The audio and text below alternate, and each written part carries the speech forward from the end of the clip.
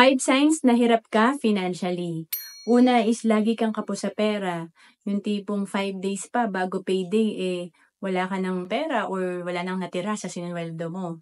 And then pangalawa, hindi ka nakakabayad ng utang. Siyempre pagka nadagdagan ang utang natin, nadadagdagan din ang interest nito hanggang sa hindi na tayo nakakabayad on time. And then pangatlo, wala kang ipon at emergency fund. Napaka-importante talaga na meron tayong ipon. Kasi kapag wala tayong emergency fund or ipon, mangungutang na naman tayo. And then pang-apat, sinasayang mo ang spare time mo. Kung hirap ka sa pera, magsimula ka sa spare time mo. Yung 3 hours na extra mo after office hour, pwede mo yung gamitin para kumita ka ng extra kung talaga nahihirapan ka mag-ipon. And then pang-lima, takot ka na mawalan ka ng trabaho. Napakahirap talaga pag isa lang ang source of income natin. Kaya kailangan marami tayong source of income, may backup career tayo. Kasi kapag nawalan tayo ng trabaho, naku, ilang years kaya makakasurvive ang family natin. Yung iba baka 1 month pa lang, kapos na talaga.